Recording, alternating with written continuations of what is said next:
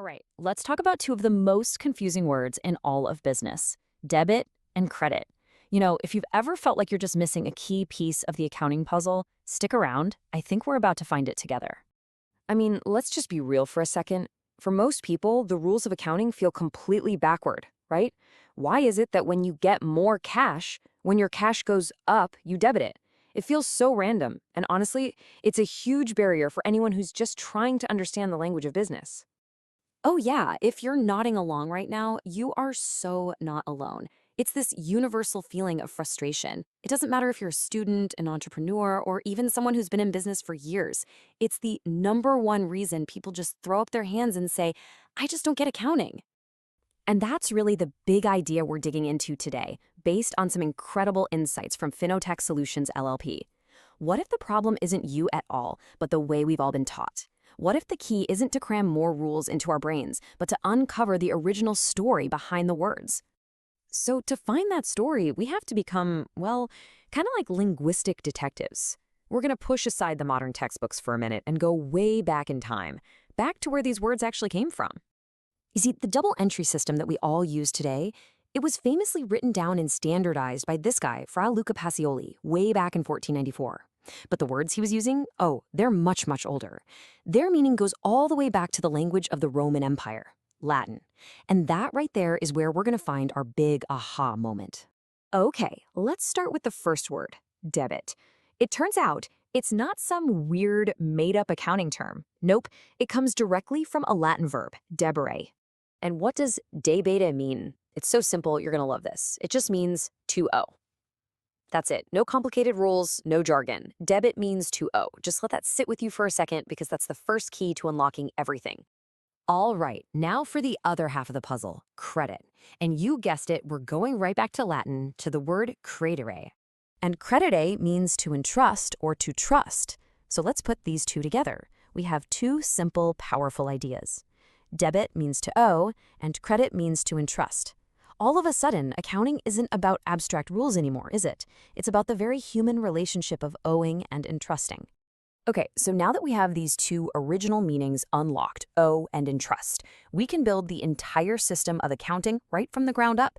And I promise, no memorization is required. It all starts with a really simple framework. We're just going to use a simple framework called CAP. Because at its heart, really, every business is built on just three pillars: capital, which is the initial investment; assets, the stuff the business uses to operate; and profit, which is the return it's all supposed to generate. Now let's see how this works in the very first transaction of any business. So someone introduces capital, right? That capital is then entrusted to the business's assets. And what does entrust mean? It means credit. So an increase in capital is a credit. In return, the assets now owe a future profit back to the capital. And since owe is debit, an increase in assets is a debit. And boom, there it is, the entire logic of double entry accounting perfectly and simply explained. Now, this isn't just some dusty old history lesson. This is a seriously powerful framework for understanding business right now. These insights from FINOTECH show how this simple CAP model applies to every single kind of business you can imagine. And really, what this all gets at is making finance accessible to everybody.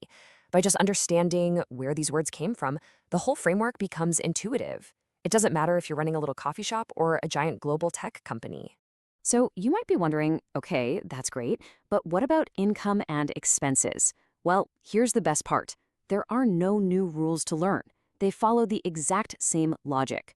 Income? Well, that increases the value of your capital, so it's a credit. Expenses? They do the opposite. They reduce the value of capital, so they're a debit. See? It all flows from those same two ideas.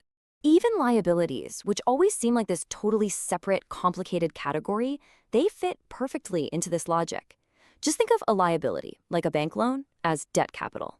It's just capital that hasn't quite solidified into the owner's equity yet. And because it's a form of capital, it gets the exact same treatment. It's a credit. So when we start to grasp this deeper logic, we can do something really powerful. We can actually rewrite the most fundamental formula in all of accounting to better show the reality of how a business actually works. We were all taught to memorize this, right? Assets equal capital plus liabilities. But just look at the expanded view. Assets are equal to equity plus the result of revenue minus expenses, plus debt. This isn't just a formula anymore. It's telling the story of how the assets are funded and how they're actually doing. And here's the key. Every single part of this new equation links right back to our core concept. E is the owner's solidified capital. R and X are just the things that make that capital grow or shrink. And D is that unsolidified capital, the debt. It's not just a static rule, it's a living, breathing equation that tells a story. So, when you put all of these pieces together, you start to realize that accounting isn't really about crunching numbers. It's about something much more profound, something much more human. This one sentence right here is maybe the most important takeaway of all. It reframes everything. Accounting isn't just about numbers. It's a story of responsibility. It's a formal contract, a promise between the people who provide the capital and the people entrusted to manage it. And this is what that story looks like. It always starts with trust. Capital is entrusted. That trust then creates an obligation. The assets owe a return. And when that obligation is successfully fulfilled, we call it profit. So the next time you see the words debit and credit, please don't think about rules. Think owe and entrust. You haven't just learned a new accounting trick, you've learned to speak the fundamental language of business. And it's a language built on trust and stewardship. This whole thing really makes you wonder, doesn't it? By questioning the rules we're told to just memorize and digging back to find their original meaning, we didn't just make accounting easier, we actually made it more meaningful. What other complex topics out there could be unlocked in the exact same way?